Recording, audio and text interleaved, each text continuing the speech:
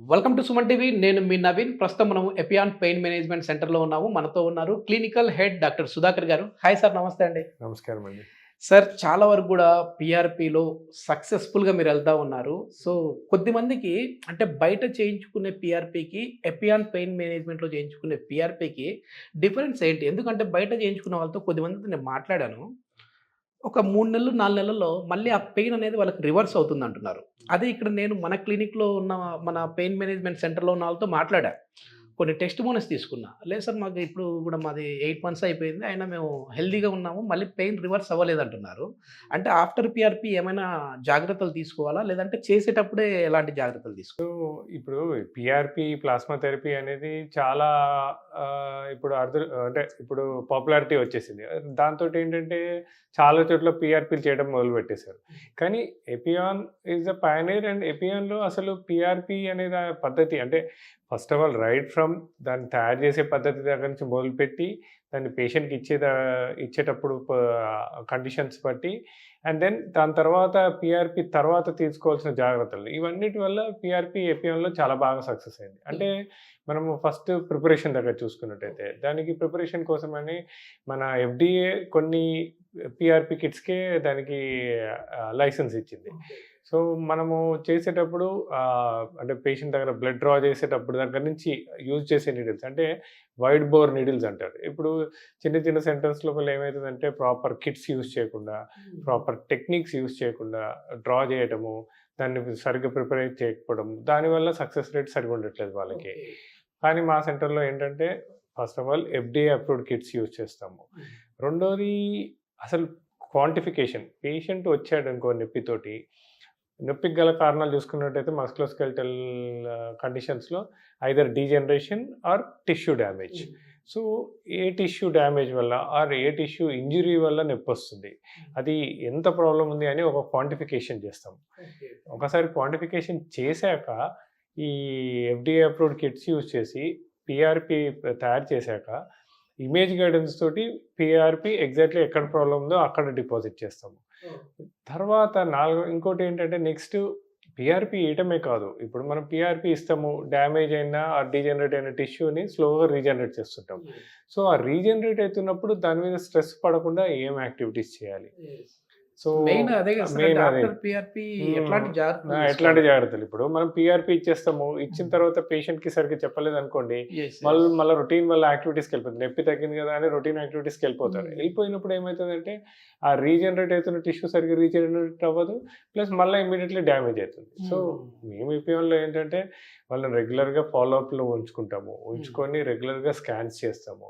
ఎంత డ్యామేజ్ అయిన టిష్యూ మళ్ళా రీజనరేట్ అయింది. రీజనరేట్ అవుతున్నప్పుడు దాని మీద స్ట్రెస్ పడకుండా ఏం యాక్టివిటీస్ ఎలా మన రొటీన్ యాక్టివిటీస్‌లో రెగ్యులర్ దినచర్యల్లో దాని మీద స్ట్రెస్ పడకుండా ఎలా ప్రికాషన్స్ తీసుకోవాలి. Yes. For example knee joint ఉందనుకోండి. నీ జాయింట్ మీద స్ట్రెయిన్ పడే యాక్టివిటీస్ ఏముంటాయి? కింద కూర్చోవడం, కింద పడుకోవడం, ఇండియన్ టాయిలెట్ యూజ్ చేయడం, ఎక్కువసేపు నిలబడటం, ఎక్కువ దూరం ఉండటం. సో, మేము పేషెంట్‌కి అన్నీ ఎక్స్‌ప్లెయిన్ చేస్తాము. మీరు స్లోగా స్టార్ట్ చేయండి. ఇప్పుడే ఈ యాక్టివిటీస్ అన్నిటిని కొన్ని రోజులు అవాయిడ్ చేయండి అని. ఓకే. దాని తర్వాత ఆ మజిల్, ఆ టెండాన్స్, లిగమెంట్స్ ఏవైతే రీజనరేట్ అయితుంటాయో అవి స్ట్రెంథెనింగ్ ఎలా చేసుకోవాలి? దానికి ఫోకస్డ్‌గా ఏం ఎక్సర్‌సైజెస్ చేయాలి? ఓకే. దాని తర్వాత ఇంకోటేంటంటే కొన్ని lifestyle modifications and then కొన్ని హ్యాబిట్స్ మార్చుకోమని. ఫర్ ఎగ్జాంపుల్ కొంతమందికి లైక్ స్మోకింగ్, ఆల్కహాల్ అలవాటు ఉంటది. సో, స్మోకింగ్, ఆల్కహాల్ వల్ల కూడా ఈ నీ పెయిన్ పెరిగే అవకాశం ఉంటుందా యెస్. సార్? స్మోకింగ్, ఆల్కహాల్ వల్ల కూడా డెఫినైట్‌లీ పెరుగుతుంది. Especially okay. స్మోకింగ్ వల్ల ఏమైపోతుందంటే, మన కార్టిలేజ్ రీజనరేషన్ అనేది ఉండదు సరిగ్గా. సో, కార్టిలేజ్ రీజనరేషన్ సరిగ్గా లేకపోతే, ఆ సైనోవియల్ ఫ్లూయిడ్ సెక్రీషన్ బాగా తగ్గి మోకాలు నొప్పులొస్తుంటాయి. ఓకే. ఎస్పెషల్లీ పీఆర్‌పీ చేశాక మేము చాలా మందికి స్మోకింగ్, ఆల్కహాల్ అవాయిడ్ చేయండి. ఓహ్! ఒకవేళ మీరు అంటే ఎన్‌ఎసైడ్స్ అంటాం. అంటే పెయిన్ కిల్లర్స్ కొద్దిగా నొప్పి రాగానే చాలా కామన్‌గా ఏంటంటే, మనము మెడికల్ షాప్‌కెళ్తాము. ఎవరు వెళ్ళగానే డాక్టర్‌ల సజెషన్ కూడా తీసుకొని వెళ్ళిపోతారు డైరెక్ట్‌గా. డైరెక్ట్‌గా వెళ్ళిపోతారు. మెడికల్ షాప్‌కెళ్ళి డైక్లోఫెనాక్, యాసిక్లోఫెనాక్ అనేదో ఇస్తారు. యెస్. యెస్. సో, పీఆర్‌పీ తర్వాత ఇలాంటి యాంటీ ఇన్‌ఫ్లమేటరీ మెడికేషన్స్ ఏవి వాడకూడదు. అది ఓకే. వాడితే పీఆర్‌పీ ఎఫెక్టివ్‌నెస్ ఎక్కువ ఉండదు. ఇంకోటి స్టెరాయిడ్స్ యూసేజ్. స్టెరాయిడ్స్ అనేది యూజ్ చేయకూడదు. సో, అలా మనం ఏంటంటే ఆ పెరుగుతున్న టిష్యూ మీద ఎక్కువ స్ట్రెయిన్ పెట్టకుండా దాన్ని ప్రాపర్‌గా స్ట్రెంథెనింగ్ చేసుకున్నామనుకోండి, ఓకే. పీఆర్‌పీ చాలా ఎఫెక్టివ్‌గా ఉంటుంది. ఎక్కువ కాలం పాటు పనిచేస్తుంది. యెస్. యెస్. ఎప్పుడైతే ఈ జాగ్రత్తలన్నీ మనం మిస్ కొడతామో అప్పుడే పీఆర్‌పీ సరిగ్గా పనిచేయదు మనం మనకి. తీసుకునే ఫుడ్ కూడా దీని మీద ఇంపాక్ట్ ఉంటదా సార్? అంటే ఆఫ్టర్ పీఆర్‌పీ ఎట్లాంటి యెస్. ఫుడ్ తీసుకోవాలి? ఆఫ్టర్ పీఆర్‌పీ బెటర్ ఏంటంటే కొద్దిగా కాల్షియము మన రెగ్యులర్ అంటే for example green leafy vegetables తీసుకోవడము. యెస్. తర్వాత calcium containing foods like milk కానీ, హ్మ్. సీతాఫలాలు గానీ, రాగి గానీ ఓకే. తీసుకోవడం. బరువు పెరగకుండా గుడ్ క్వాలిటీ అంటే మనం వెయిట్ అలానే మెయింటైన్ చేసుకున్నా పర్లేదు. ఒక 2 కేజీస్ తగ్గినా పర్లేదు. హ్మ్. ఎందుకంటే knee joint is a weight bearing joint. హ్మ్. అలానే కాకుండా ఎక్కడ ఏ జాయింట్‌లో పీఆర్‌పీ చేసినా బరువు అనేది ఎక్కువ ఇంపాక్ట్ ఇవ్వకుండా మనము డైట్ మార్చుకుంటే చాలా బాగా హెల్ప్ అవుతుందండి. ఓకే. ఓకే. మెయిన్ ఏంటంటే మన టోటల్ బాడీ అంతా కూడా వెయిట్ హ్మ్. మోసేది నీ హిప్స్ జాయింట్స్, మీదే కదా నీ సార్? జాయింట్స్. ఆ! యెస్. ఓకే. అంటే ఈ వెయిట్ మామూలుగా బరువు ఎక్కువున్న వాళ్ళు వాకింగ్‌కెళ్తా ఉంటారు. అది హ్మ్. వాకింగ్ చేయొచ్చా? చేయకూడదా అండి? అదే మోకాళ్ళ నొప్పులున్న వాళ్ళు? అదే ఇప్పుడు ఆహ్, ద మనం చూసినట్టయితే చాలా కామన్‌గా మన క్లినిక్ వచ్చేవాళ్ళు 40, 50, హ్మ్. 60 ఇయర్స్ వాళ్ళు వస్తుంటారు. మోకాళ్ళ నొప్పులతోటి వస్తుంటారు. యెస్. యెస్. సో, వాళ్ళకి బీపీ ఉంటుంది, షుగర్ ఉంటుంది. వాళ్ళ ఫిజిషియన్ ఏమో మీరు వాకింగ్ చేయండి, డైటింగ్ చేయండి, ఆ! కొద్దిగా వెయిట్ తగ్గుతారు, ఈ షుగర్ కంట్రోల్‌లోకి వస్తది, బీపీ కంట్రోల్‌లో యెస్. ఉంటుందంటారు.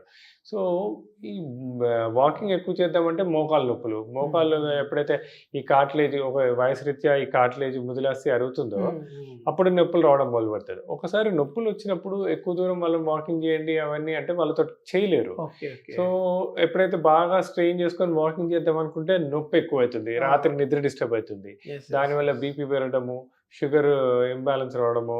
సో, హ్మ్. డైటింగ్ చేద్దాం అనుకుంటారు. ఏం తినాలో, ఏం తినొద్దో వాళ్ళకి అవును. అర్థం కాదు. సో, ఏం చేస్తారంటే చాలామంది డైటింగ్ అంటే చాలా తక్కువ తింటాం. సాయంత్రం హ్మ్. పూట తిండి బంద్ చేయడం అలా పూర్తిగా చేస్తారు. స్కిప్ చేసేస్తా స్కిప్ ఉంటారు. చేస్తారు. ఆ! దాంతోటి ఏమైద్దంటే నీరసం వస్తుంది. నీరసం యెస్. రాచాక యెస్. ఓ 4 రోజుల తర్వాత మళ్ళా బింజ్ ఈటింగ్ అంటారు. అంటే ఒక 4, 5 డేస్ ఫుడ్ ఫుల్ అవాయిడ్ చేస్తారు. ఒక 2 డేస్ ఫుల్ తినేస్తారు. ఓకే. సో, దాంతోటి ఏంటంటే వెయిట్ అనేది అసలు మార్పు రాదు. ఓకే. So, okay. దీనికి ఒక హోలిస్టిక్ అప్రోచ్ ఉంటది. వాకింగ్ అనేది చెయ్యాలి. కానీ ఎంతవరకు మన శరీరం అంటే హెల్ప్ చేస్తదో అంతవరకే. హ్మ్. మేమేం చెప్తామంటే ఏపీఎంలో ఫస్ట్ వాకింగ్ అనేది కంప్లీట్‌గా తగ్గించుకోండి. ఎప్పుడైతే నీ జాయింట్ పెయిన్స్ బాగా ఉంది, కార్టిలేజ్ బాగా అరిగిపోయిందో, ముందు ఈ కార్టిలేజ్ రీజనరేషన్ మీద ఫోకస్ పెట్టి, హ్మ్. మనకి వేరే అంటే మన రొటీన్ హెల్త్ మెయింటైన్ చేసుకోవడానికి చాలా ఉన్నాయి. అంటే like yoga, stretching hmm. Exercises, breathing exercises, చిన్న తర్వాత చిన్న చిన్న ఎక్సర్‌సైజెస్ చిన్న ఎక్సర్‌సైజెస్. మోకాలికి. అండ్ దెన్ మోకాలికి మెయిన్‌గా సపోర్ట్ వచ్చేది పైనుంచి మన థై మజిల్స్. అంటే ఓకే. దాన్నేమంటామంటే క్వాడ్రిసెప్స్, హ్యామ్‌స్ట్రింగ్స్. ఆ! సో, ఇది ఈ టైటన్ ఇవి చేసుకోవడం. టైటన్ చేసుకునే ఎక్సర్‌సైజెస్ చెప్తాం. ఓకే. సో, అలా మా ఐపీఎన్‌లో ఒక హోలిస్టిక్ అప్రోచ్ అంటే ప్లస్ ఇంకోటి డయట్ ఏంటంటే హ్మ్. Small quantities more number of times. Okay. అంటే ప్రోటీన్స్ ఎక్కువ, కార్బోహైడ్రేట్స్ తక్కువ. సో, హ్మ్. ఇట్లా మనము ఒక హోలిస్టిక్ డైట్ అప్రోచ్ కూడా మీరు సజెస్ట్ చేస్తారండి సజెస్ట్ చేస్తాం. ఎళ్ళేటప్పుడు? యెస్. మా దగ్గర ఒక టీమ్ ఆఫ్ డాక్టర్స్ ఉంటారండి. ఓకే. ఓకే. ఒక ఫిజియోథెరపిస్ట్, ఒక డైటీషియన్, హ్మ్. ఒక ఆర్థోపెడిక్, ఒక ఫిజిషియన్ అండ్ పెయిన్ ఫిజిషియన్స్. ఇది ఎవరికి సార్ సూటబుల్ అంటే మామూలుగా అందరికీ సూటబులేనా పీఆర్‌పీ అనేది? పీఆర్‌పీ అనేది అందరికీ సూటబుల్. ఓకే. ఏ ఏజ్ గ్రూప్‌లో అయినా, ఏ మెడికల్ కండిషన్‌లో ఉన్నా పీఆర్‌పీ అనేది చాలా బాగా యెస్. పనిచేస్తది.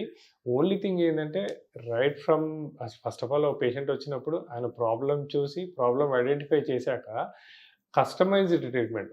ప్రతి పేషెంట్‌కి ఒకటేలాగా హ్మ్. చేస్తే అది సక్సెస్ తెలుసు. అవ్వదండి. నిజంగా నేనైతే చాలా మందితో హ్మ్. మాట్లాడా. టెస్టిమోనీ హ్మ్. హ్మ్. తీసుకున్నాను. హ్మ్. అసలు 65, 72, 78 ఇయర్స్ వాళ్ళు గూడా పీఆర్‌పీ చేయించుకొని హ్యాపీగా, హెల్తీగా నడుచుకుంటూ వెళ్ళిపోతా ఉన్నారు. యెస్. సో, వాళ్ళు హాస్పిటల్‌కెళ్తే ఖచ్చితంగా సర్జరీ పడతదని జెప్పినారు. హ్మ్. సో, అట్లాంటి వాళ్ళకి ఎట్లా ఇది వర్కౌట్ అవుతుంది సార్?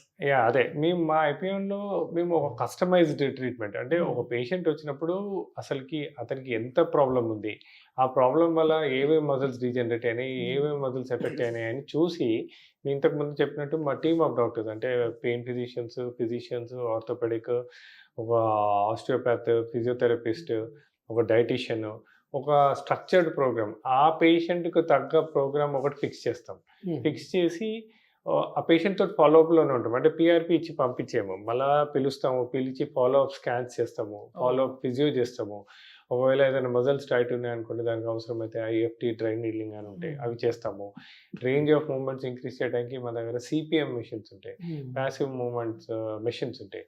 ఆ మెషిన్స్ తోటి రేంజ్ ఆఫ్ మూవ్‌మెంట్స్ ఇంక్రీజ్ చేస్తాము. ఇలా ఒక్కసారి ఒక పేషెంట్ మా దగ్గరకొచ్చాడంటే, మా ఫ్యామిలీ లోపల ఇంక్లూడ్ చేసుకొని ఫాలో అప్ చేయడము, ప్రాపర్‌గా గైడెన్స్ ఇయ్యడము, వీటన్నిటితోటి మా ఎపియోన్‌లో పీఆర్‌పీ సక్సెస్ చాలా బాగుంటుంది. యెస్. యెస్. ఇవన్నీ ఫాలో అప్ చేస్తున్నారు కాబట్టి సక్సెస్ సక్సెస్ రేట్ ఎక్కువ, పెరుగుతా సక్సెస్ రేట్ పెరుగుతుంది.